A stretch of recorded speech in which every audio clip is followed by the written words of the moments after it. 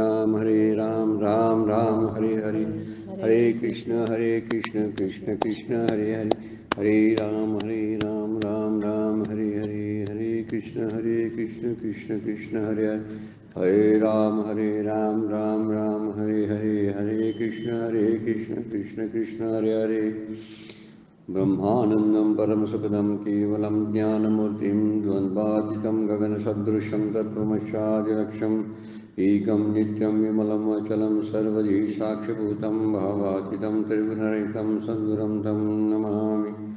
नमामि सद्गुरु शान्तं सच्चिदानन्दविग्रहं पूर्णब्रह्मपदानन्देशम् आनन्दीवल्लभम् सद्गुरु सच्चिदानन्दं केवलं करुणाकरं ज्ञानयोगीश्वरं वन्दे ज्ञानदेवा पुनः पुनः। ओम नमो ज्ञानेश्वरा करुणाकरा दयाळा तुमचा अनुग्रह लादलो पावन झालो चराचरी मी काक्षरी काळजीने बोलतो वचने अतिभाविका एका जनार्दनी तुमचा दास त्याशी आस्फुर व्हावी। सर्व संतांना वंदन, सद्गुरूंना वंदन। आपणा सर्वांना नमस्कार करून आजच्या सेवेला, आजच्या चिंतनाला आपण प्रारंभ करतोय। काल आपण 41 नंबरच्या श्लोकावरचं माऊलींचं भाष्य बघितलं होतं आणि त्यामध्ये इंद्रिय जी आहेत ती इंद्रियच सगळ्या कामादी शत्रूंचे प्रवेशद्वार आहेत याचा विचार माऊलींनी मांडला होता 268 नंबरच्या ओळीमध्ये। याचा पहिला कुरुठा इंद्रिय तेथून प्रवृत्ती कर्माते विये आदी निर्दोळणी घाली तिये सर्वथैव। सगळ्या बाजूनं त्याचं निर्दालन कर। कशाचं? तर इंद्रियांना वश करून घेणं हे सगळ्यात महत्त्वाचं कार्य आहे असं माऊलींनी सांगितलेलं आहे। कारण तेथूनच कर्माला सुरुवात होते। कर्म करण्याची प्रेरणासुद्धा जरी आतून अंतःकरणातून असली तर कर्म करायची सुरुवात प्रत्यक्षात मात्र इंद्रिय करत असतात। त्यामुळे इंद्रियातूनच कर्माला सुरुवात होते आणि म्हणून जर इंद्रियावरती जर ताबा ठेवला तर बऱ्याचशा घडणाऱ्या ज्या दुर्घटना आहेत त्या दुर्घटना आपल्याला थांबवता येतात असं माऊलींनी कालच्या चिंतनामध्ये किंवा त्या ओवींच्यामधून मांडणी केलेली होती। त्यामुळे इंद्रिय ही मुख्य गोष्ट आहे आणि त्याच्या पलीकडे जाऊन मग आता पुढचा विचार जो आहे तो विचार माऊली आता सांगायला सुरुवात करतात। म्हणून प्रत्येकाने आपापल्या कर्मेंद्रियावरती किंवा ज्ञानेंद्रियावरती थोडं का असना त्याला लगाम घालणं ही फार गरजेची गोष्ट आहे असं माऊलींनी सांगितलेलं आहे। तर 42 नंबरचा श्लोक आहे, इंद्रियाणि पराण्याहूर इंद्रियाभ्ये परम मनाः मनसस्तु परा बुद्धीर्यो बुद्धे परतस्तु सहा। मोठा एक वेगळा विचार मांडलेला आहे। माऊलीने याच्यावरती काही जास्त भाष्य केलेलं नाही, फक्त एकाच ओळीमधून त्याचं वर्णन केलेलं आहे। काय म्हणतात बघा, श्लोकामध्ये सुंदर सिद्धांत सांगितलेला आहे। स्थूल देहापेक्षा इथे इंद्रियांचा शब्द वापरला आहे। इंद्रिय श्रेष्ठ आहे, इंद्रियांपेक्षा मन श्रेष्ठ आहे, मनापेक्षा बुद्धी श्रेष्ठ आहे आणि बुद्धीपेक्षा जो श्रेष्ठ व पलीकडे आहे तोच बुद्धीचा साक्षी परमात्मा आहे असे ज्ञानी लोक म्हणतात। वर्णन कसं केलंय? इंद्रियाणि पराण्याहू, पर म्हणजे पुढे पलीकडे, इंद्रियभ्ये परम मना, इंद्रियांच्या पलीकडे मन आहे, मनसस्तु परा बुद्धीर्यो, मनाच्या पलीकडे बुद्धी आणि बुद्धे परतस्तु सहा, सहा म्हणजे तो आत्मा शेवटी आहे, बुद्धीच्या पलीकडे आहे। आणि त्यामुळं एक वर्णन केलं आणि माऊली त्यावरती भाष्य करताना म्हणतात, मग मनाची धाव पारुशेल आणि बुद्धीची सोडवण होईल, इतकेनी थारा मोडेल या पापियांचा। या ओवीचा संदर्भ जर बघितला तर तो 268 नंबरच्या ओवीशी आहे। मग म्हटलाय शब्द वापरला, मग म्हणजे केव्हा? पाठीमाग बघा, याचा पहिला कुरठा इंद्रिय येथून प्रवृत्ती कर्माती विये आधी निर्दुळणी घाली तिये सर्वतेव, मग मनाची धाव पारुशेल। मधल्या श्लोकाचा विचार करायची आपल्याला गरज पडतच नाही, मध्ये आहे भगवद्गीतेचा श्लोक, पण तो श्लोक मात्र स्वतंत्र अर्थ आणि सिद्धांत सांगणार आहे। इंद्रियांपेक्षा म्हणजे स्थूल शरीरापेक्षा इंद्रिय श्रेष्ठ आहेत, कारण ती गोष्ट सूक्ष्म आहे, एकापेक्षा एक सूक्ष्म आणि व्यापक आणि बलवान आहे। प्रत्येकाची ताकद वाढत वाढत वाढत जाते आणि तसं शरीरापेक्षा इंद्रिय श्रेष्ठ आहेत. इथं शरीराचा उल्लेख केलेला नाही, पण इंद्रिय श्रेष्ठ म्हणलेत. पण कुणापेक्षा इंद्रिय श्रेष्ठ आहेत? तर देहापेक्षा, शरीरापेक्षा इंद्रिय श्रेष्ठ आहेत. स्थूल देहापेक्षा इंद्रिय श्रेष्ठ, इंद्रियापेक्षा मन श्रेष्ठ, मनापेक्षा बुद्धी श्रेष्ठ, आणि सगळ्यांचा जो साक्षी भावानं राहणारा परमात्मा आहे तो बुद्धीच्या पलीकडे आहे. याचं श्रेष्ठत्व सांगताना त्याच्या पलीकडे आहे म्हणतात, त्याच्या पुढे ते आहे. स्थूल देहाच्या पलीकडे इंद्रिय आहेत, इंद्रियांच्या पलीकडे मन आहे, मनाच्या पलीकडे बुद्धी, आणि बुद्धीच्या पलीकडे तो राहतो. आता इथं वर्णन करताना काही विचारवंतांनी तो म्हणजे काम आहे म्हणतात. ते बुद्धीच्या पलीकडे काम आहे. साधारण माऊलींनाही तसंच सांगायचं आहे असं वाटण्यासारखी शक्यता वाटते. इतकेनी थारा मोडेल या पापियांचा शब्द, पापी शब्द वापरला. कुणासाठी वापरला असावा? तर कामासाठी वापरलेला असणार असा त्याच्यातला अर्थ आहे. पण खरा अर्थ बघायला गेलं तर बुद्धीच्या पलीकडे परमात्मा आहे. त्यामुळं माऊलींना पण तेच सांगायचं आहे, पण वेगळ्या बाजूनं सांगितलेलं आहे, डायरेक्ट सांगितलेलं नाही. त्यामुळं पहिल्यांदा सुरुवात आहे ती स्थूल देहापासून. विषय मुळात विषय आहेत, विषयांचा संबंध शरीराशी येतो. पहिल्यांदा विषय, नंतर शरीर, शरीराचा इंद्रिय, इंद्रियातून मन, मनातून बुद्धी, आणि बुद्धीच्या पलीकडे तो राहतो, परमात्मा राहतो, असं वर्णन केलेलं आहे. म्हणून यांना ओलांडून पुढे जाणे याचा अर्थ असा होतो की इंद्रिय, मन, बुद्धी या ठिकाणी राहणारी जे कामादी शत्रू आहेत त्या विकारांना संपवून तू आत्म्याची भेट घे. हे सांगायचा मुद्दा हा त्यामध्ये आहे की तो एवढ्या जवळ नाही. तू उठलास आणि इंद्रियानं काहीतरी करतो म्हटलास तर इंद्रियांना ते गोचर नाही, इंद्रियांना पकडता येण्यासारखं नाही. कुठलेही इंद्रिय एवढं ताकदवान नाही की जे भगवंताला पकडेल. त्यासाठी इंद्रियानं काय करावं? मनापर्यंत जावं. मनानं काय करावं? बुद्धीचा आसरा घ्यावा. आणि बुद्धीनं काय करावं? त्या भगवंताची भेट होण्यासाठी म्हणून म्हणलेलं आहे तो राहतो. त्याला दुसरा एक अर्थ आहे बघा, जीवात्मा राहतो. बुद्धीच्या पलीकडे तो आहे तर जीवात्मा आहे. मग त्याला भले आपण आत्मा नाही म्हटलं तर जीवात्मा हे आत्म्याचं स्वरूप आहे. कारण जीव हा ब्रह्मापेक्षा, आत्म्यापेक्षा वेगळा नाही. म्हणजे जीव ब्रह्मेक्की जे सांगतंय वेदांत शास्त्र ते ऐक्य आहेच. फक्त ते बुद्धीला ओलांडून गेल्याशिवाय, बुद्धीच्या पलीकडच्या प्रांतात गेल्याशिवाय त्याची भेट होत नाही. म्हणून किती अडचणीचं वर्णन केलेलं आहे बघा. इतक्या अडचणी आहेत आणि त्या अडचणीतून वास्तविक बघा गेलं तर ह्या काल्पनिक अडचणी आहेत. असं कुठं दिसायला दिसतंय काय? कुठं बघा. स्थूल शरीर दिसेल, इंद्रिय दिसतील, परंतु आपल्या पलीकडं मन आपल्याला दिसत नाही, बुद्धी दिसत नाही. हे सगळ्या गोष्टी आहेत. अवयव दिसतात, आपण अवयवांना इंद्रिय म्हणतोय. अवयव वेगळे आणि इंद्रिय वेगळे. नेत्र इंद्रिय हा शब्द वापरला. हा डोळा हे अवयव आहे आणि नेत्र इंद्रिय हे त्याचं इंद्रिय आहे. वेगळा विचार मांडलेला आहे. आणि प्रत्येकाचे तसे आहेत, गोलक आहेत, गोलक, आणि त्या गोलकामध्ये ती इंद्रिय राहतात. म्हणून कान हे जरी समजा बाह्य दिसला, हा कान हे इंद्रिय नाही, तर कानाच्या आतमध्ये असणारं जे आहे ते गोलक, त्या गोलकामध्ये ते आतलं जे आहे करणे श्रवण इंद्रिय, ते श्रवण इंद्रिय आतमध्ये राहतं. त्यामुळे कानाचा कान असा शब्द, डोळ्याचा डोळा, मनाचं मन असे शब्द उपनिषदाने वापरलेले आहेत. आणि तो आहे. मनाचं मन कोण आहे हे बघावं लागतं. डोळ्याचा डोळा कोण आहे बघावं लागतो. आपलं लक्ष डोळ्यावर असतं, जो दिसतो आपल्याला डोळा आरशातून, किंवा कान जे दिसतात आपले त्याला आपण कान म्हणतो. पण कानाचा कान आहे ना, तो जर तिथं नसेल तर ह्या कानाने ऐकू येत नाही. म्हणून झोपलेल्या माणसाला, निद्रेत असलेल्या आणि झोपलेल्या किंवा मूर्छित असलेल्या किंवा मेलेल्या माणसाला ऐकू येत नाही. त्याचं कारण आहे कानाचा कान तिथं नसतो, त्यांना दिसत नाही, कारण डोळ्याचा डोळा तिथं नसतो. म्हणून इंद्रिय जी आहेत ती सूक्ष्म आहेत म्हणून सांगितलेलं आहे. आपण वर म्हणतो इंद्रिय स्थूल आहेत. आता सूक्ष्म कुणापेक्षा? सापेक्षानं जर सांगायचं झालं तर ती शरीरापेक्षा सूक्ष्म आहेत. म्हणजे डोळ्यापेक्षा नेत्रेंद्रिय जे आहे ते सूक्ष्म आहे हे सांगायचं आहे. डोळा स्थूल आहे, डोळा हे अवयव आहे, डोळा हे दिसणारी गोष्ट आहे, आणि हे कसं आहे? जड आहे. आणि त्या जडापेक्षा थोडी सूक्ष्मता, व्यापकता आणि ताकद इंद्रियांच्या मध्ये ठेवलेली आहे. त्यामुळे इंद्रिय जी आहेत ही स्थूल देहापेक्षा श्रेष्ठ आहेत. विषयांपेक्षा सुद्धा श्रेष्ठ इंद्रिय आहेत.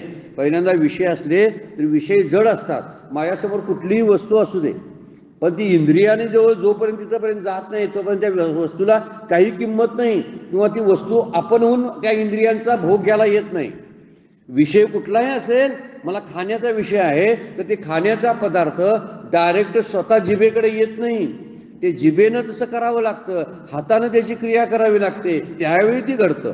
त्यामुळे इंद्रिय जी आहेत ती इंद्रिय या अवयवांच्या पेक्षा सूक्ष्म आहेत, बलवान आहेत, न दिसणारे आहेत, न दिसणारे पण आहेत, व्यापक आहेत असं वर्णन केलेलं आहे. त्यामुळं या विषयांच्या पलीकडे हे शरीर, आणि शरीराच्या पलीकडे काय राहतात तर इंद्रिय आहेत. इंद्रियांच्या पलीकडे काय आहे, त्याचं सूक्ष्म असणारं जे मन आहे ते मन राहतं. अशी एक यादीच भगवद्गीतेनं आपल्याला दिलेली आहे. पण माऊली बोलताना म्हणतात, मग मनाची धाव पारुशेल, जेव्हा तू जर असं करशील, म्हणून मागचीच ओवी घ्यावी लागते. हा श्लोक घेऊन चालत नाही ह्या ओवीला, का गरज आहे बघा. मागच्या ओवीमध्ये म्हणतात ते की याचा पहिला कुरटा इंद्रिय, ह्या काम आणि शत्रू राहणाराच ठिकाण पहिलं इंद्रिय आहे. आणि इंद्रियांचं जर तू काय निर्दळून केलंस तर मग मनाची धाव पारुशेल. अशी ओवीची बांधणी अन्वय करून घ्यावा लागतो. मधल्या श्लोकाला काय अर्थच प्राप्त होत नाही, त्यामुळं पण माऊलीने त्या श्लोकावरती जी ओवी लिहिलेली आहे त्याला जोडलंय कशाला, वरच्या ओवीला, 268 नंबरच्या ओवीला, 269 नंबरची ओवी जोडली गेलेली आहे. 2 ओव्या पाठोपाठ वाचल्या तर आपल्याला अर्थ कळतो, नाहीतर कळणार नाही.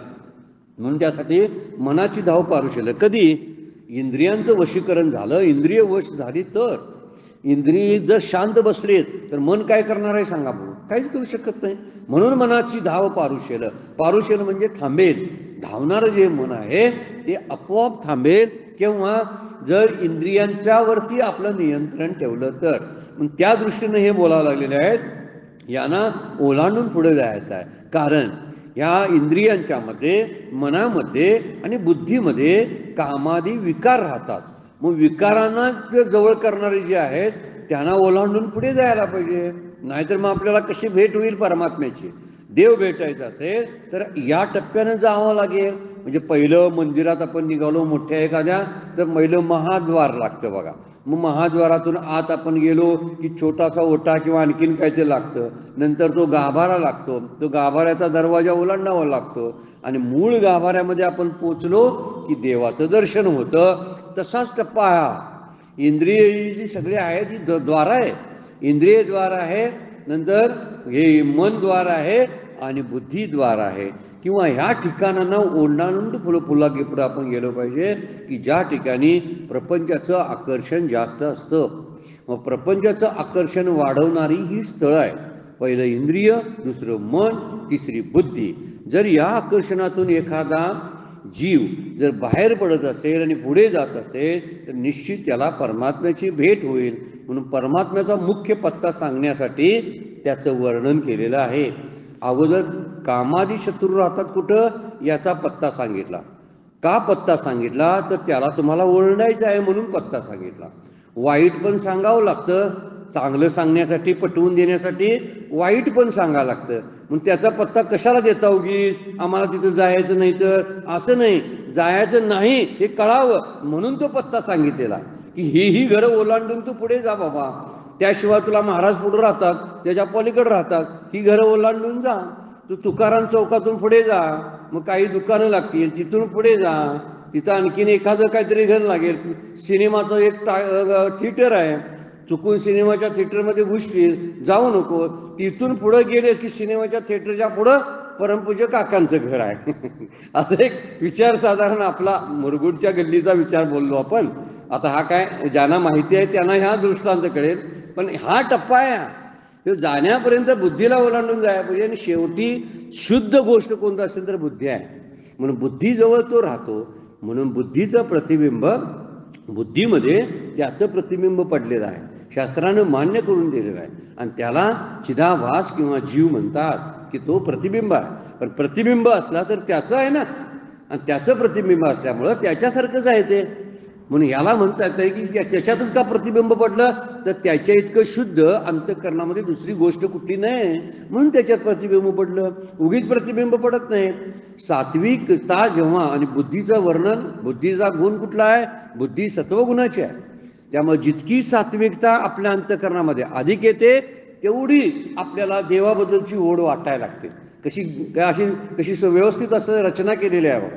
आणि जितकं आपल्याकडे रजोगुण आहे, तमगुण आहे, तितकं आपल्याला अजून अंतर आपल्याला खूप ओलांडायचं आहे, असा त्याचा अर्थ आहे. म्हणून शास्त्रकारांनी त्यांचा पत्ता देऊन ठेवलेला आहे. कामादिकांचा पत्ता दिला की हे कामादी वैरी आहेत तुझे, म्हणून त्यांच्या ठिकाणी तू जाऊ नकोस. त्यांचं घर ही 3 घरं आहेत त्यांची. या 3 घरांच्या पलीकडे गेलास गल्लीतनं की मग तुला तिथं एक घर लागणार आहे, आणि ते घर खरं तुझं राहण्याचं ठिकाण आहे. तू तिथंच राहतोस मुळात. आतापर्यंत अनेक जन्मामध्ये भटकत राहिलास ह्या तिघांच्या ठिकाणी, किंवा हे 6 शत्रू आहेत, त्या 6 शत्रूंना घेऊन तू राहिलास, त्यांच्या संगतीत राहिलास, म्हणून अनेक जन्म भटकलास. पण भटकण्याची गरज नाही. तुला आता सरळ गल्लीचा पत्ता सांगतो, त्या गल्लीनं तू जा, आणि त्या गल्लीमध्ये तुला त्यांची भेट होईल. आणि म्हणून भेटीसाठी पत्ता दिलेला आहे की बुद्धीच्या पलीकडे तू राहतो. म्हणून बुद्धी ओलांडायला पाहिजे, आणि म्हणून विकारांना संपवायला पाहिजे. बुद्धी ओलांडायची म्हणजे काय? बुद्धी खराब नाही, मन खराब नाही, इंद्रिय खराब नाही. खराब काय आहे? त्यात वास करणारे विकार घालवायचे आहेत. का इंद्रिय घालवायची नाही, का मन घालवायचं नाही, का बुद्धी घालवायची नाही. मन आणि बुद्धीचं तरी ऐक्य घडवायला सांगितलेलं आहे. 12व्या अध्यायामध्ये भक्तियोग सांगताना शास्त्रकारांनी वर्णन केलेलं आहे की मन आणि बुद्धीचं ऐक्य जर झालं तरच आपण परमात्म्याशी भेट घेऊ शकतो. त्यामुळे मन म्हणजे आहे ते मुळात काल्पनिकच आहे. अंतःकरण जे आहे ते काल्पनिक आहे. काल्पनिक म्हणजे मानलेलं आहे. ह्या क्रिया जर व्हायला लागल्या आपल्या मनात, असे संकल्प येऊ लागले, तर मन आपलं आहे असं त्याला म्हटलेलं आहे शास्त्रकारानं. दुसरी गोष्ट आहे, निश्चयाची निर्णयाची क्षमता ज्या ठिकाणी राहते तिला बुद्धी म्हणा, असं वर्णन केलेलं आहे. खरं बघायला गेलं तर आपलं शरीर जर फाडलं तर त्या शरीरामध्ये काय मन, बुद्धी, चित्त, अहंकार दिसत नाहीत, पण त्याच्याच पलीकडे तो राहतो ना. आणि म्हणून काय करायला पाहिजे की याच्यावरती विचार करावा, आणि इंद्रियांच्या पलीकडे हळूहळू जावं, इंद्रियांना वश करून घ्यावं. मनात खळबळी चालू असतात, हे खा, ते खा, इथं जा, तिथं जा, हे पहा, ते ऐका, सगळ्या खळबळी चालू असतात. पण इंद्रियांना म्हणायचं तुम्ही गप्प बसा रे बाबा, ते मला खायला चालत नाही, हे मला ऐकायला चालत नाही, हे मला पाहायला चालत नाही, याचा स्पर्श माझ्यासाठी निषिद्ध आहे, हे इंद्रियांना समजा जर सांगितलं तर इंद्रिय गप बसतात. पण गप बसलं तरी मन बसत नाही. मग हळूहळू मनावरती क्रिया कराव्यात आणि मनाला शांत करण्याचा प्रयत्न करावा. मन हे उपासनेचं चांगलं केंद्र आहे. इंद्रिय जे आहेत हा हातापायानं केलेला परमार्थ आहे. मला काय करावं लागतं? उपवास करावे लागतात, तीर्थयात्रा कराव्या लागतात, ग्रंथ उघडून वाचावे लागतात, कुठल्या तरी एखाद्या महाराजांची भेट घ्यायला कुठेतरी दूर प्रवास करावा लागतो. या सगळ्या गोष्टी इंद्रियांच्या लेवलचा परमार्थ आहे. हा परमार्थ सुरुवातीचा आहे पण महत्त्वाचाच आहे, माऊलींनी सांगितलेला आहे. कारण हा परमार्थ सुरू केला की इंद्रियांच्या ठिकाणी जे वास करणारे कामादी विकार आहेत ते निघून जातात. दुसरा, मनावरती हल्ला करायला पाहिजे. मन हे उपासनेचं केंद्र आहे आणि मनाच्या ठिकाणी एक रजोगुण मोठ्या प्रमाणात राहतो, इंद्रियांच्या ठिकाणी तमोगुण राहतो. म्हणजे शरीराचे जे अवयव आहेत आणि इंद्रिय आहेत हे तमोगुणाची लक्षणं सांगणारे आहेत. त्या ठिकाणी जड आहेत ते, त्यामुळे तमोगुणी आहेत. पण मनाच्या ठिकाणी तमोगुण कमी होतो आणि रजोगुण प्रबळ होतो. आणि या मनाला भटकायची सवय आहे. रजोगुणात जसा विक्षेप असतो तसा मन सुद्धा भटकत असतं. मन आणि रजोगुण एकत्र राहतात. त्यामुळे मनाला हे असावं, ते असावं, हे मला नको, ते मला नको, असा रजोगुण बोलत असतो. त्यामुळे या रजोगुणाला ओलांडून आणि पुढे जायला लागतं. म्हणजे मनाला ओलांडून जाण्यासाठी उपासनेचा विचार करावा, सतत नाम घ्यावं, सतत ध्यान करावं आणि अशा ध्यानानं मन शांत होतं. नाम घेता मन निवे, वाचे अमृतची स्त्रवे, होता ती बरवे, आयशे शकून लाभाचे. तुकाराम महाराजांचा अभंग आहे. नाम घेता मन निवे, मन शांत कशानं होईल? तर याला नामाची जोड लावून दिली तर ते धावणारं मन त्या एका बीडीत, नामाच्या बीडीत अडकून राहतं. आणि जर अडकून राहिलं तर त्याची धाव जर थांबली तर माऊली म्हणतात मनाची धाव पारुशेल. जेव्हा मनाचं धावणं थांबतं त्याच वेळी खऱ्या अर्थानं बुद्धीपर्यंतचा प्रवास जातो. मन थांबलं की संपला विषय. आता बुद्धीचा पण परमार्थ सुरू होतो आणि बुद्धीचा परमार्थ हा विवेकाचा आणि विचाराचा परमार्थ आहे. इथं खरं सूक्ष्मता येते आपल्या अभ्यासाला. बुद्धीनं जेव्हा परमार्थ सुरू होतो त्यावेळी मन आणि इंद्रिय काम करायची बंद होतात.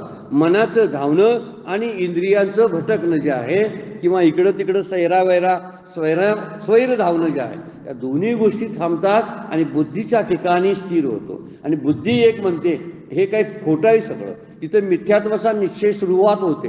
हे जग मिथ्या आहे, हे विषय मिथ्या आहेत, विषयामध्ये दोष आहे, संसार झालाच नाही असं मला आता वाटायला लागलंय, अशी बुद्धी म्हणायला लागते. आणि बुद्धी निश्चय आत्मज्ञान ब्रह्मरूप भावे आपण माऊलींचीच उभे आहे. जेव्हा बुद्धीचा असा बळकट निश्चय होतो तेव्हा त्याला मीच ब्रह्म आहे, तो आत्मा आणि जीव मी एकच आहोत याची जाणीव व्हायला लागते. कारण तिथंपर्यंत प्रवास झालेला असतो ना. इंद्रिय ओलांडली, मनाला ओलांडलं, बुद्धीला ओलांडली आणि बुद्धी बोलायला लागलेली आहे. कारण बुद्धीचं सख्य जवळचं कुणाशी असेल तर आत्म्याशी आहे. त्यामुळे आत्म्याचं आणि बुद्धीचं पटतं, दोघे फार जवळचे आहेत. पण बुद्धीनं जर मनाची संगत केली तर धोका आहे. आणि धोका कुठंपर्यंत बोळीच आहे. फक्त मन आणि बुद्धी जरी एकत्र असली तरी बरे आहेत, पण मन आणि बुद्धी जाऊन जर इंद्रियांना जाऊन मिळाली तर अधिकच धोका वाढत जातो, भयंकर. आणि त्याच्याही पलीकडे धोका असा आहे की जेव्हा बुद्धी मन इंद्रिय जाऊन विषयांना जाऊन मिळतात त्यावेळी खरी घटना घडते. अपघात कधी घडतोय माहिती आहे का? विषयाशी जाऊन भेटल्यावर. तोपर्यंत अपघाताची अजिबात शक्यता नसते.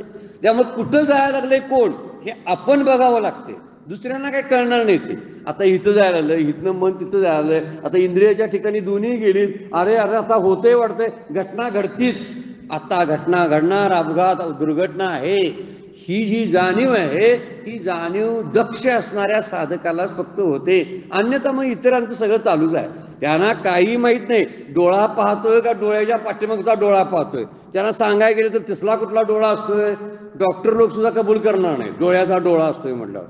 कारण ते काय दाखवताच येणाऱ्यासारखे काही गोष्टी नाहीत ना. आणि त्यामुळे हा विषय तिथं सांगितलेला आहे की एका टप्प्यानं पलीकडे जायला लागतं. म्हणून इंद्रिय आणि अंतःकरणांना वश केल्याशिवाय आपण या ज्या कामादी शत्रू आहेत त्यांच्यामुळं मी पारतंत्र्यात पडलो, ते पारतंत्र्य जाणार नाही.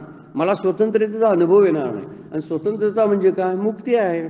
सगळ्या जंजालातून, प्रपंचाच्या आसक्तीतून स्वतःला बाहेर काढणं आणि बंधनं झुगारून देणं म्हणण्यापेक्षा बंधन नाहीच इथंपर्यंत विचार आला पाहिजे. आणि त्यावेळी तो होतो मुक्तीचा, त्या ठिकाणी अंदाज यायला लागतो. म्हणून इथं म्हणलेलं आहे या अंतःकरणाला वश केल्याशिवाय आपण या स्वातंत्र्याचा लाभ घेऊ शकत नाही, म्हणजे मुक्तीचा लाभ घेऊ शकत नाही. यांच्या मागण्या जर मान्य करत गेलो आपण, इंद्रियांची मागणी, मनाची मागणी, बुद्धीची मागणी, काय वाटेल तर त्यांच्या मागण्या होऊ शकतात.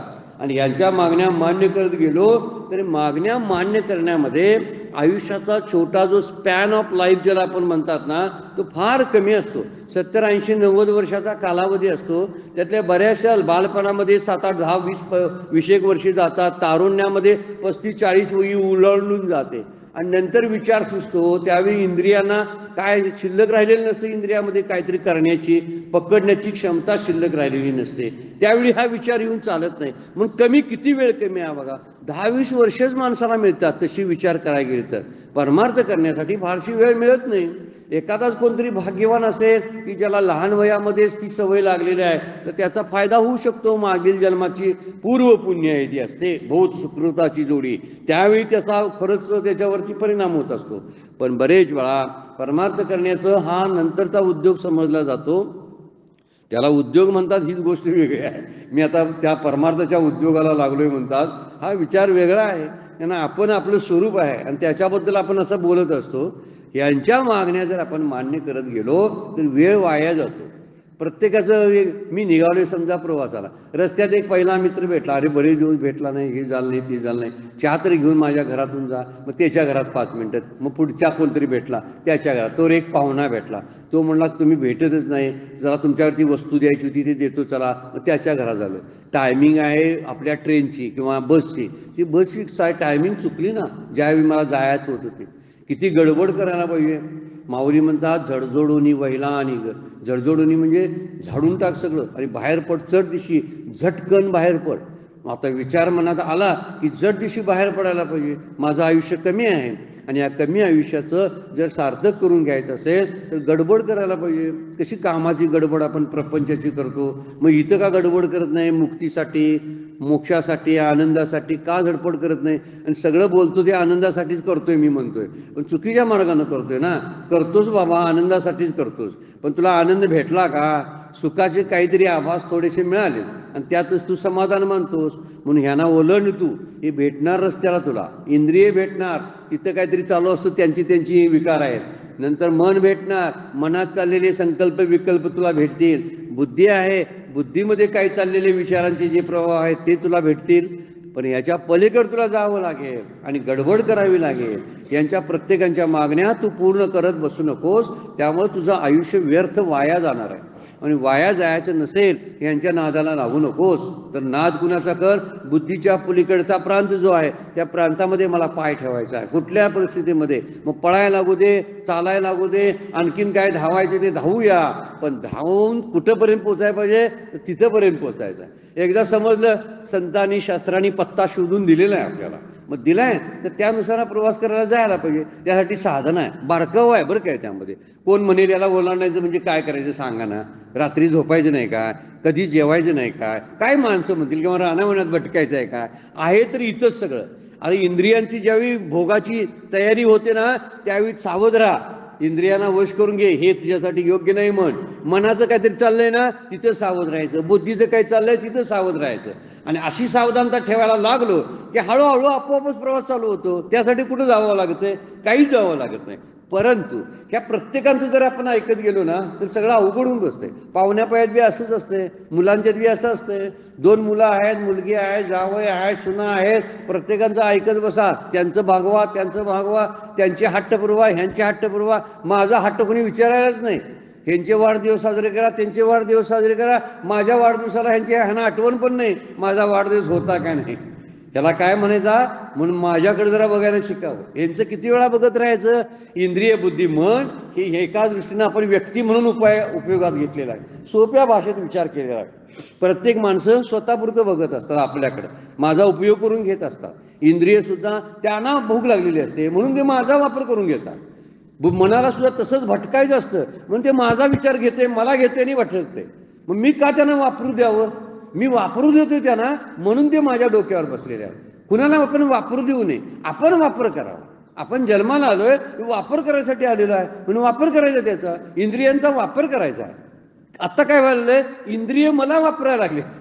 ही वाईट गोष्ट आहे. मग इंद्रियांना वापरू द्यायचं नाही, मनाला मला वापरू द्यायचं नाही, बुद्धीला मला वापरू द्यायचं नाही. मी पाहिजे त्यावेळी तुम्हाला बोलवेल, तुमचं तुम्ही येत राहा. मी इकडं तटस्थ आहे. ह्या तिघांना नोकर म्हणून ठेवलं पाहिजे.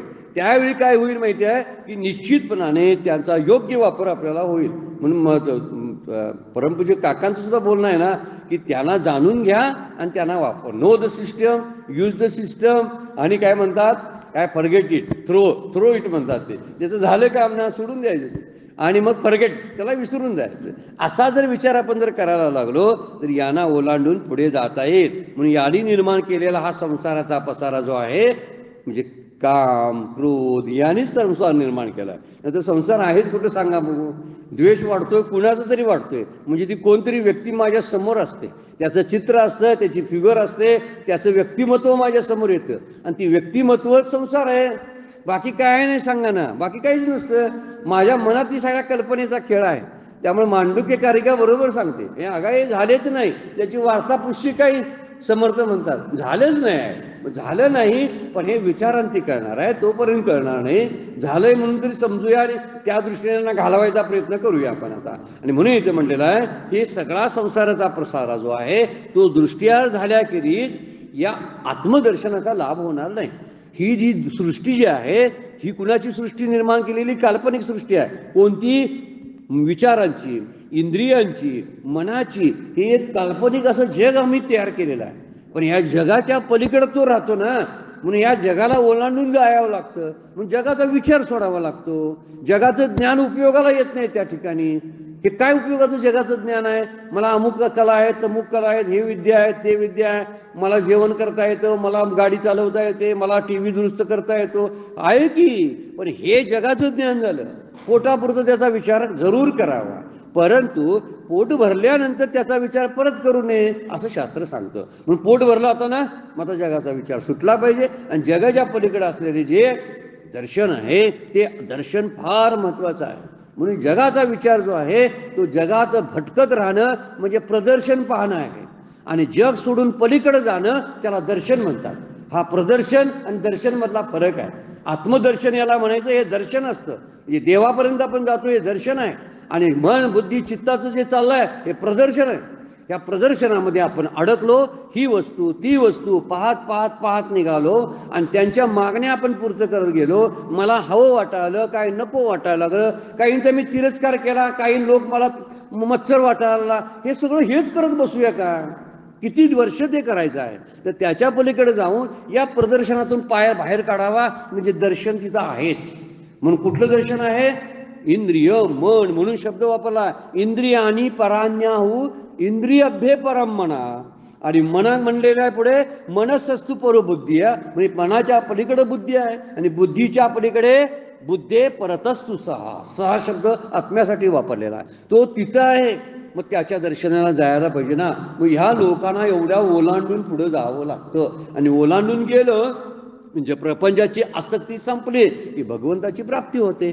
आपण आत्मदर्शन एक शब्द वापरला वेदांताच्या दृष्टीनं. भक्तीच्या मार्गाने विचार केला तर देवाचं दर्शन होतं, भगवंताचं दर्शन होतं भक्तीच्या मार्गानं. म्हणून असा विचार जर करत आपण गेलो तर निश्चितपणे तिथपर्यंत पोहोचतो. म्हणून ह्या गोष्टी स्थूल सूक्ष्मतर आणि सूक्ष्मतम अशा अर्थानं वापरलेल्या आहेत. एक इंद्रिय हे स्थूल जरा म्हटलेलं आहे किंवा शरीर म्हणा. शरीरापेक्षा जरासं सूक्ष्म कोण असतील तर इंद्रिय आहे. इंद्रियापेक्षा सूक्ष्म कोण असेल तर मन आहे. आणि सूक्ष्मतम ज्याला आपण म्हटलेलं आहे ती बुद्धी आहे. आणि बुद्धीच्या पलीकडं तो आहे. या तिन्हींना बाधित करावं लागतं. आणि बाधित करण्यासाठी उपासनेचा फार मोठा उपयोग होतोय बरं काय.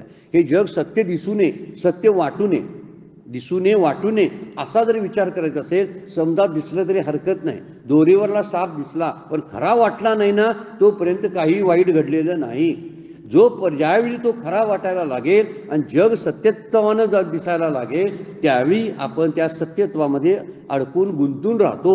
म्हणून इथं म्हणलेलं आहे हे सूक्ष्मतर सूक्ष्मतम गोष्टी आहेत. या ओलांडून पुढे जावं लागतं. या जगाला बाधित करावं लागतं. जगाच्या ज्ञानाला बाधित करावं लागतं. जगात घडणाऱ्या घटनांना बाधित करायचं लागतं. बाधित करणं म्हणजे काय करणं? या घटनेना काय स्थैर्य नाही, स्थिर राहणाऱ्या घटना नाहीत म्हणून या मिथ्या आहेत.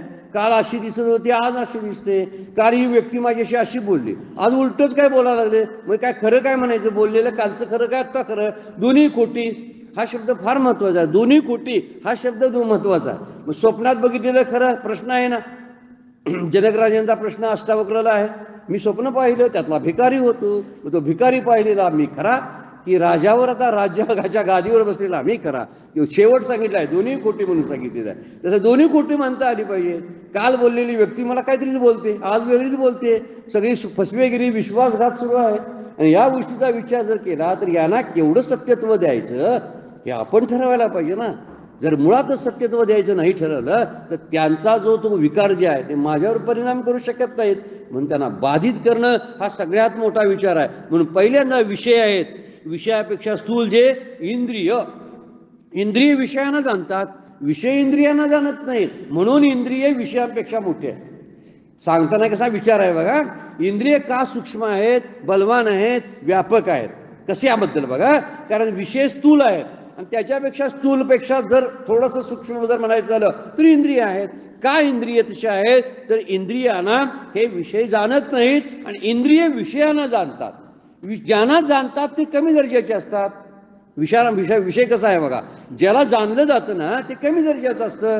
त्यामुळे जे जाणता येत नाही ते पुढं आहे. म्हणून म्हटलेलं आहे इंद्रियांना ते जाणत नाहीत. कारण इंद्रिय ही विषयापेक्षा काय आहेत, सूक्ष्म आहेत. पण इंद्रिय विषयांना जाणतात म्हणून ती श्रेष्ठ आहे. इंद्रिय श्रेष्ठ काय आहेत तर ती विषयांना जाणतात. हा विषय असला आहे, हात ओळखतो, हाताने स्पर्श केला की त्या स्पर्शाला जाणवतं ह्या काय आहे. तो स्पर्श जो आहे जे स्पर्शित करायची वस्तू आहे तो विषय आहे. आणि तो विषय ओळखला कुणी? माझ्या हाताच्या स्पर्श ज्ञानानं, त्वचेनं ओळखला. आणि ओळखल्यामुळं कुणी ओळखला तर इंद्रियाने ओळखला. मग इंद्रिय ओळखतात त्यांना. ओळखतात म्हणून ती कनिष्ठ दर्जाचे आहेत विषय, आणि श्रेष्ठ दर्जाचं काय आहे? इंद्रिय आहे. आणि विषयापेक्षा सूक्ष्म इंद्रिय आहेत, व्यापक आहेत, बलवान आहेत, असं वर्णन त्याला ठेवलेलं आहे. म्हणून विषयांना काबूत कोण ठेवू शकतं? इंद्रिय. विषय इंद्रियांना काबूत ठेवू शकत नाहीत, तर इंद्रिय विषयांना काबूत ठेवतात. हे फार विचार आहे. म्हणून विषयाकडे जायचं की नाही ही इंद्रियांना स्वातंत्र्य आहे. म्हणून विषयांपेक्षा, स्थूल विषयांच्या अपेक्षा इंद्रिय सूक्ष्म आहेत. हा मुद्दा आहे. आता तोच मुद्दा मनाला लावून घेऊया. थोडासा तर्क आहे, काळजीपूर्वक ऐकावा. ऐकून परत अजून ऐकला तर तरी चालेल, पण त्यात खरी त्यातमध्ये खोच आहे. तर ते म्हणतात, आता पुढे दुसरा बघा, इंद्रिय ही मनापेक्षा आता स्थूल आहे. आता इंद्रिय कशी आहेत? स्थूल आहेत, कारण मन सूक्ष्म आहे. कारण इंद्रिय मनाला जाणत नाहीत. मन इंद्रियांना जाणतंय. मन म्हणते तुम्ही असं करा तसं करा, इंद्रिय मनाला म्हणायला जात नाही, त्याची तेवढा अधिकारच नाही. त्यामुळे इंद्रिय ही जी स्थूल आहेत ती मनाला जाणू शकत नाहीत. मन जाणतं इंद्रियांना, म्हणून मन हे इंद्रियांपेक्षा श्रेष्ठ आहे. उदाहरणच आपण जर घेतलं, एक इंद्रिय एकाच विषयाला जाणतं काय? दोन दोन विषयाला जाणते का? सांगा बघू. जीवी फक्त चवीलाच जाणते ना. काय गाणं ऐकते, समजा मी कान बंद केलं आणि जिभेला गाणं ऐक म्हटलं तर ऐकणार नाही. कान पण थोडा एक त्याचाच विषय बघतो. कान म्हणतोय माझा ऐकायचा संबंध आहे, तुमच्यात मी काही पडत नाही, मी माझं माझं ऐकायचं काम करतो. म्हणजे एक इंद्रिय एकाच विषयाला जाणतं, पण पाचही इंद्रिय आणि विषयांना मन जाणतं. किती गंमत आहे. म्हणून मन श्रेष्ठ आहे इंद्रियांच्या पेक्षा. सगळ्या इंद्रियांना, पाचही इंद्रिय ज्ञानेंद्रिय आहेत ना, त्या सगळ्यांना ते ओळखते बरं का, आणि त्यांना सांगू सुद्धा शकते तुम्ही आता असं करा जावं म्हणून. परंतु इंद्रिय मात्र मनावरती ताबा ठेवू शकत नाहीत. म्हणून मन त्या पाचही इंद्रियांना, पंच विषयाला, शब्द स्पर्श रूप रस गंध, आणि त्याचे जे जे म्हणून इंद्रिय लागू पडतात ना, ती इंद्रिय हे पाच तन्मात्रा म्हटलेले आहेत. त्या पाच तन्मात्रासाठी उपयोगी पडलेली इंद्रिय. म्हणजे उदाहरण जर आहे, स्पर्श असेल तर तो त्वचेचा भाग आहे, त्वचा हे इंद्रिय आहे. जर चवीचा प्रश्न आला, रस विषय आहे, तर रस हा जिभेचा विषय आहे. आता तिन्ही एकामेकाला तेवढ्या तेवढ्या आपल्यापुरतं जाणतात. परंतु ह्या विषयांना, ह्या इंद्रियांना जाणणारं कोण असेल तर मन आहे. म्हणून मन त्याच्यापेक्षा श्रेष्ठ आहे. ते सूक्ष्म आहे, बलवान आहे. बलवान काय आहे बघा, ते इंद्रियांना ताब्यात ठेवू शकतं. इंद्रिय मनाला ताब्यात ठेवू शकत नाहीत, तर मन इंद्रियांना ताब्यात ठेवू शकतं. म्हणून मन हे इंद्रियांपेक्षा, विषयांच्यापेक्षा श्रेष्ठ आहे. आता बुद्धीपर्यंत आपण जाऊया. मन बुद्धीला जाणत नाही, बुद्धी मनाला जाणते. बुद्धीचं कनेक्शन मनाशी आहे, मन बुद्धीला जाणत नाही. तिथंपर्यंत त्याचा प्रवासच झालेला नसतो, ते त्याच्या कक्षेमध्ये काम करत असतं मन. पण बुद्धी मात्र काय करते, ती मनाला जाणू शकते. कारण बुद्धीपेक्षा मन स्थूल आहे, बुद्धी सूक्ष्म आहे, मनाला जाणते, इंद्रियांना जाणते, विषयांना जाणते, सगळ्यांना जाणते. इंद्रिय, विषय, मन ह्या तिघांना जाणण्याचं काम बुद्धी करते. म्हणून बुद्धी श्रेष्ठ आहे. आणि इंद्रिय, मन, बुद्धी आणि या सगळ्यांचा स्वामी तो अंतर्यामी आहे. म्हणून तो सगळ्यांना जाणतो, कुणाला जाणत नाही असं नाही, सगळ्यांना जाणतो. त्याला साक्षी म्हणतात. तो पाठीमागे जो आहे ना, तो साक्षी आहे.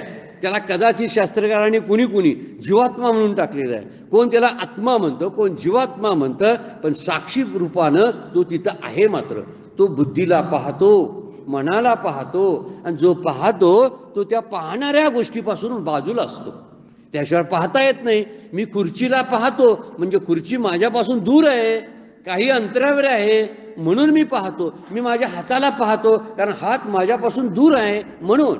तसा साक्षी जो असतो, द्रष्टा त्याला म्हणतात. बरोबर आहे शब्द, द्रष्टा शब्द वापरला आहे वेदांतानं. द्रष्टा म्हणजे जो दृश्याचं दर्शन घेतो, त्या बुद्धीमध्ये चाललेल्या हालचालच्या दृश्यांचं तो दर्शन घेतो, मनामधलं घेतो, नंतर इंद्रिया मना पाहतो, म्हणून तो द्रष्टा आहे. तो सर्वांना जाणतो, म्हणून तो सर्वांच्या अतीत आहे असा शब्द वापरलेला आहे. सगळ्यांच्या अतीत कोण असेल म्हणून जे काय म्हणतात इथं, बुद्धे परतस्तु सहा, बुद्धीपेक्षा पलीकडे जो आहे तो बुद्धीच्या, इंद्रियांच्या, मनाच्या अतीत आहे. या सर्वांचा निरस करता येतो. म्हणजे हळूहळू आपण ध्यानाला बसलो की इंद्रिय मी इंद्रिय नाहीत असं आपण म्हणतो. मी हात नाही, मी पाय नाही, मी डोळे नाही, मी काय नाही असं बघा. त्याला योग निद्रा म्हणतात बघा. योग निद्रा घेतात. योगासनं झाल्यानंतर आपण त्याला काय म्हणतो, ती निद्रा असते ती शांतपणे आपण पडून राहतो. ती योग निद्रा जी आहे, निद्रासन, हे निद्रासन आपण ज्यावेळी करतो त्यावेळी यांचा वापर करतो. माझ्या पायातली शक्ती गेलेली आहे, पाय हलके झालेत, बोटं सैल झालीत, नंतर घोटे सैल केलेत, पिंडरी सैल केली, गुडघे सैल केले आणि आपण जरा सैल करत गेलो की त्यामध्ये जडत्व जाणवावं लागतंय. अनुभवातला भाग आहे. आपण बरेच जण त्यात करत असाल, करत नसला तर अनुभव घ्यायला हरकत नाही. हातावर तसाच प्रयोग करत आणायचा, मांडीपर्यंत यायचं, हातापासून परत खांद्यापर्यंत यायचं, मानेवर चेहऱ्यावर प्रयोग करायचा. शेवटी पोट हालत असतं, पोट खालीवर श्वास चालू असतो, त्या श्वासाकडे बघत राहायचं. सगळी इंद्रिय जड झालेली असतात आणि बरेच वेळा आपण न झोपून सुद्धा झोपलेलो असतो. असा अनुभव आहे त्यातला, म्हणून त्याला निद्रासन म्हटलेलं आहे. आता हे सांगायचा मुद्दा काय आहे बघा, की या सगळ्यांचा निराश केला का नाही आपण. एक एक पायाचा निराश केला, घोट्याचा निराश केला. निराश केला म्हणजे काय, त्याला व्यतिरेक करत जायचं, व्यतिरिक्त करत जायचं. व्यतिरिक्त म्हणजे काय करणं, एक एक एक बाजूला करत राहणं. एक एक बाजूला करत राहिलो की मला हात नाही अशी जाणीव व्हायला लागते, मला पाय नाही अशी जाणीव होते. हे ध्यानाची पण प्रक्रिया आहे बरं काय. ध्यानात पण हाच प्रयोग योगाच्या दृष्टीने केला जातो. योगाच्या पद्धतीमध्ये हा ध्यानाचा प्रकार सांगितलेला आहे की असा असा निराश करत आपण जर गेलो तर निश्चितपणे शरीर ढिलं पडतं आणि मी शरीर नाही असा भास व्हायला लागतो. तेवढा काळापुरता का असना, जितका वेळ आपण त्या योग निद्रेमध्ये किंवा जितका वेळ आपण त्या ध्यानामध्ये असतो तेव्हा. ध्यानाची प्रक्रिया जरा मनाशी संबंधित आहे, पण आणि ही प्रक्रिया जी योग निद्रेची आहे इंद्रियांशी संबंधित आहे. त्यामुळे इंद्रियांशी संबंधित असलेली प्रक्रिया ढोबळच असते, स्थूल असते. पण जरा ध्यानाची प्रक्रिया जर आपण करायला लागलो तर मनाकडे येते. आणि म्हणून मनानं ज्यावेळी ध्यान सुरू होतं ना त्यावेळी मग काय होतं, मी मन नाही, मी इंद्रिय पण नाही, मी चित्त नाही, मी बुद्धी नाही असा निश्चय. काय म्हणलेलं आहे, स्तोत्रच आहे, मन बुद्धी अहंकार चित्तानी नाहम नच श्रोत्र जीवा नच गान नेत्रे नच योम भूमीर्न तेजो न वायू चिदानंद रूपा शिवोहम न पुण्यम न पापम न सौख्यम न दुःखम न मंत्रो न तीर्था न वेदा न यज्ञ अहम भोजनम न भोज्यम न भोक्ता चिदानंद रूपा शिव. मी भोजन नाही, भोज्य नाही, मी खाणार नाही, मी जेवण, मी काहीच नाही. किती वरच्या टप्प्याचा विचार आचार्याने मांडलाय आत्मशतकामध्ये. अतिशय सुंदर. शांतपणे ध्यानासाठी आत्मशतकाचा वापर करावा, पाठ करण्यासाठी पहिल्यांदा असावा, पण त्यानंतर नुसतं म्हणण्यासाठी वापर करू नये. तर त्याचा वापर खरा प्रॅक्टिकली ॲप्लिकेशन कधी होईल माहिती आहे काय, तर त्यावेळी की मी हे काही पंचमहाभूत मी नाही, मी पंचकोश नाही असा तो प्रवास आहे. आणि असा जर निराश करत आपण जर निघालो तर हळूहळू त्या निराश होत, ज्याचा निराश होत नाही तिथपर्यंत आपण जातो. आता त्याचा निराशच करता येत नाही, ते माझं स्वरूप असतं. तिथं जाऊन आपण थांबतोय बघा. आणि त्यावेळी कदाचित त्यांना काही जणांनी काही दर्शनानं, जी 6 दर्शनं आहेत ना, 6 शास्त्र, त्यांना काही जण त्यांनी शून्यवाद म्हणलेला आहे. तिथंपर्यंत गेले ना तर गौतमांचा आहे ना तो, त्यांनी शून्य म्हणलेला आहे. क्षणिक शून्यम, हे सगळं जग कसं आहे, शून्य रूप आहे. वास्तविक शून्य रूप वेदांत म्हणत नाही बरं का, कारण शून्य जाणणारा तरी कोण आहे. मग हा मुद्दा पुढे येतो. तर शून्य जाणणारा मी आहे ना, तो तुझं रूप आहे, तो खरा आहे. आणि सगळं झालं, मन गेलं, बुद्धी झालं, चित्त अहंकार सगळे पाठीमागं पडले की मग काहीच राहत नाही आणि जे शिल्लक असतं ते माझं स्वरूप आहे. अशा पद्धतीने जावं म्हणजे तो भेटतो. आपण भेटण्यासाठी चाललोय आहे, कारण ह्यांचा निराश केल्याशिवाय तिथंपर्यंत मी जाऊ शकत नाही. थोडंसं चिंतन अजून सुरू आहे, थोडंसं आणखीन मांडता येईल त्याच्यावरती. वेळ संपलेली आहे, आपल्याला थांबावं लागतंय. आजची सेवा सद्गुरूंच्या चरणी, भगवान ज्ञानेश्वरांच्या चरणी अर्पण करून विराम घेऊया. पुंडलिक वरदा.